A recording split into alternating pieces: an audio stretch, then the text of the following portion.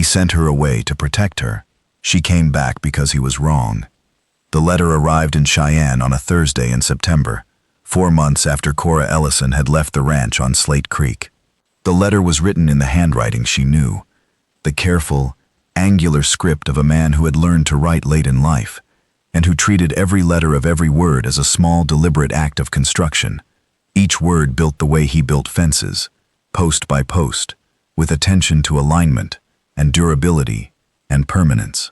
The letter was from Whit Garland, and the letter said in its careful way that the ranch was fine, and the cattle were fine, and the hay was in, and the winter preparations were on schedule, and he hoped she was well in Cheyenne, and that the position at the hotel was suitable, and that she had found the life she deserved, which was a life that did not include the Slate Creek Ranch or the man who ran it. The letter did not say he missed her. The letter did not say he had made a mistake. The letter said the things that Whit Garland always said, which were the practical things, the factual things, the things that could be said without revealing that the saying cost him anything at all. But Cora Ellison was a woman who had spent 2 full years on the Slate Creek Ranch, reading the silences in Whit Garland's conversation, the way a trapper reads tracks in snow, and the letter was full of silences, and the silences between the lines said everything that the careful words did not. She had come to the ranch 2 years ago, in the autumn of 1882, as a cook.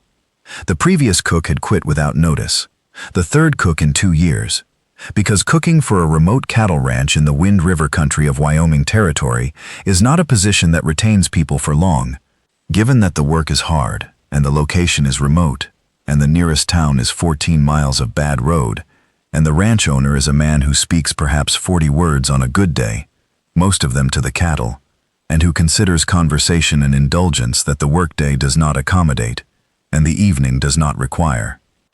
Whit Garland was 35, and he had built the Slate Creek Ranch from nothing, from a quarter section of open range that he had claimed under the Homestead Act at 23, and expanded year by year through 12 years of work that was relentless and solitary, and defined by the particular stubbornness of a man who believes deeply that the land owes him nothing, and that everything he has must be earned by his own hands.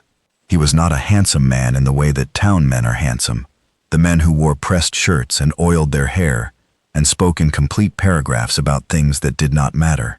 He was deeply weathered and lean and quiet, and his face carried the permanent deep squint of a man who has spent 12 years looking directly into wind and sun and snow glare, and his large hands were scarred and calloused and strong, and they could gentle a frightened horse, or repair a broken harness, or deliver a calf in a blizzard with equal competence.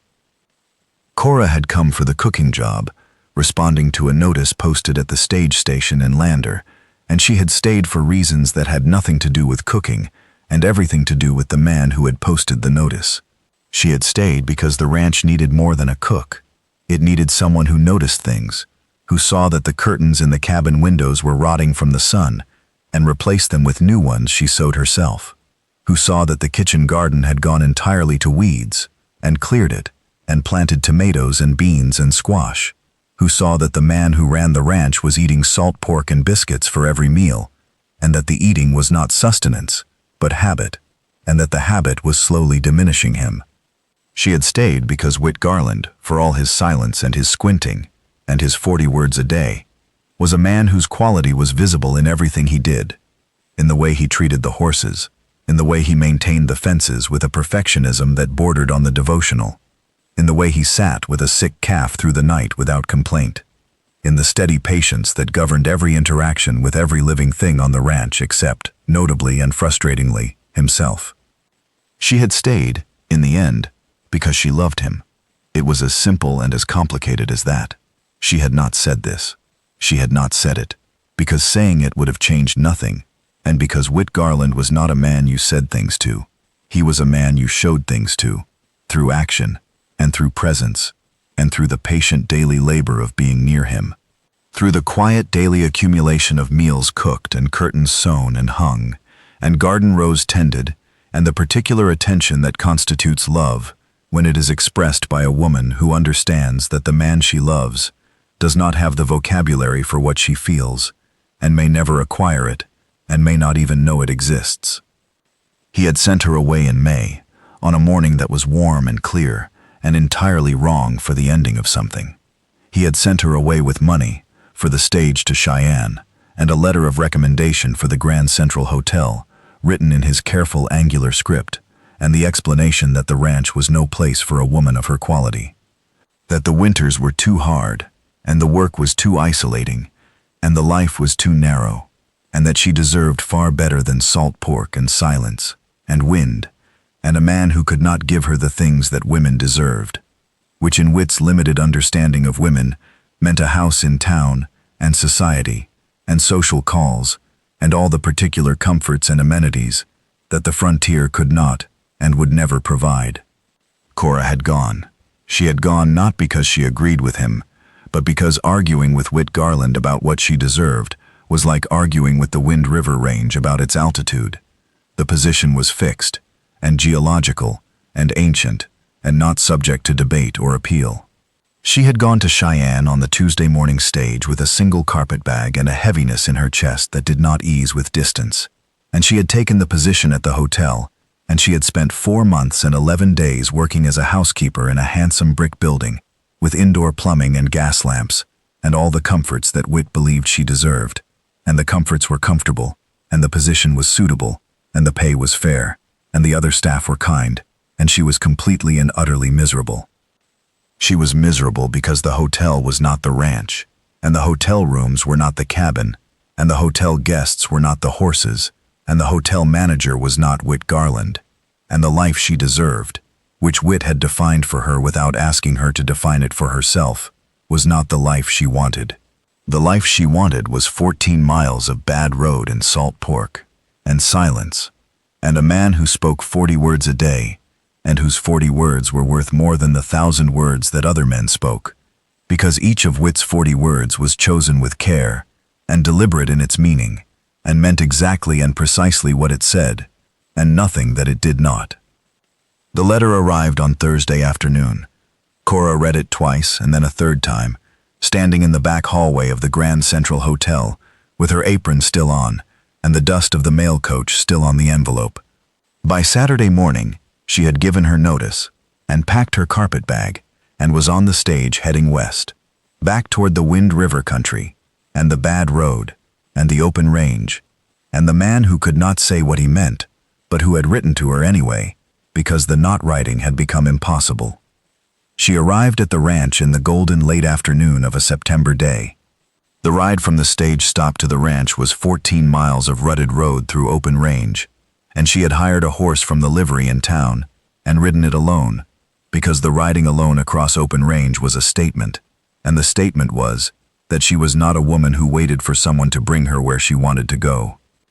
The ranch looked the same as it had the day she left, the same cabin with the same tin roof, the same barn with the same corral, the same mountains rising behind it all, massive and indifferent and beautiful.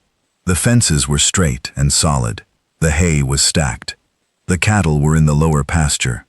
The garden she had planted was brown and finished for the season, but the rows were still visible, and the stakes were still standing, and the fact that Whit had not pulled up the stakes even now in September told her something important, told her that the garden she had planted mattered to him even in its brown autumn absence, that the rows she had made were a thing he wanted to keep even when the growing was done. Whit was in the barn. He was mending a worn saddle, sitting on an overturned bucket with the saddle across his knees and a curved needle in his hand.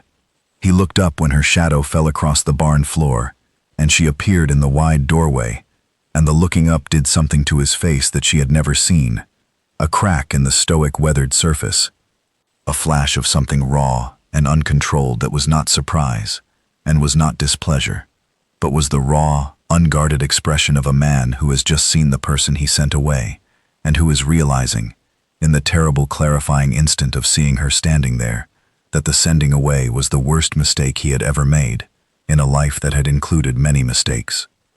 "Cora," he said, "Whit, you should not be here. I know what you think I should be.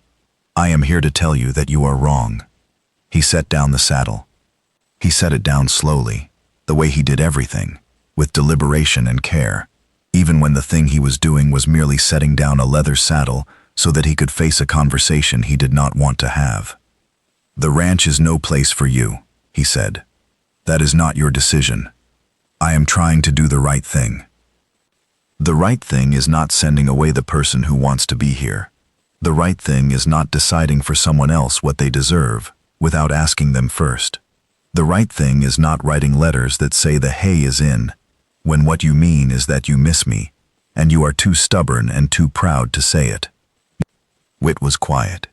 He was quiet for a very long time, the particular quiet of a man whose defenses are being dismantled by the truth, and who does not know how to defend against the truth, because the truth is not an opponent, but an ally, and fighting an ally is a losing strategy and a waste of strength. "The winters are hard," he said, quietly. It was his last argument, offered without conviction or force, the final fence post in a fence line that had already fallen. "I know the winters are hard. I have lived through 2 of them on this ranch.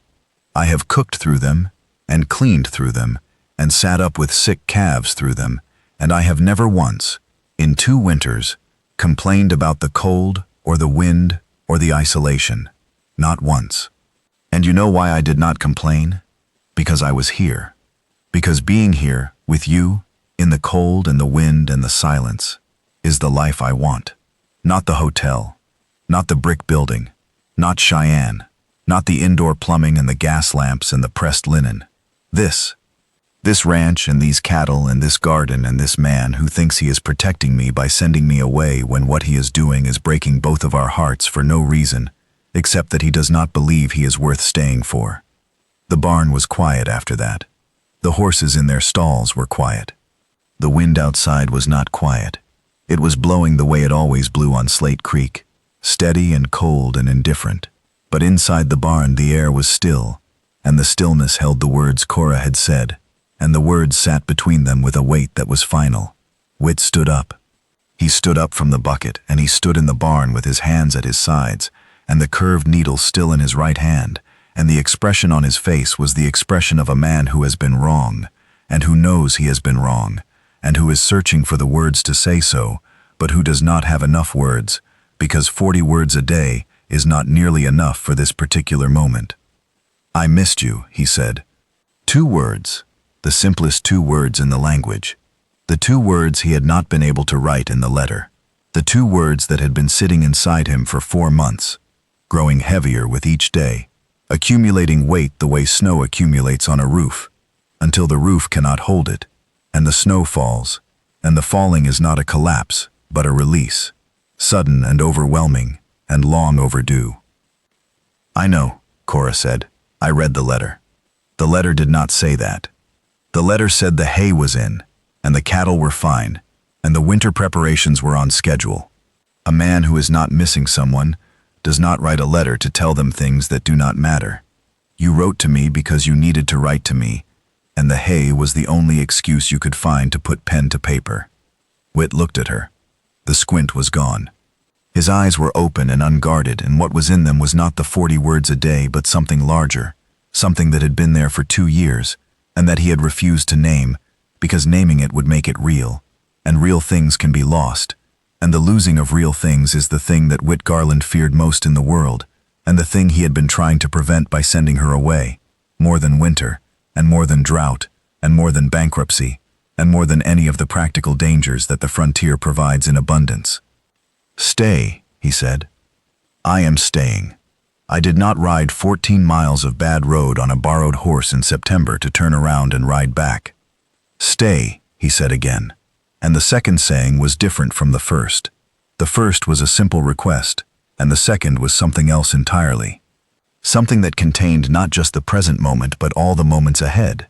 The winters and the summers and the salt pork, and the silence, and the garden rose, and the hay and the cattle, and the life on Slate Creek that was hard and narrow, and windswept and isolated.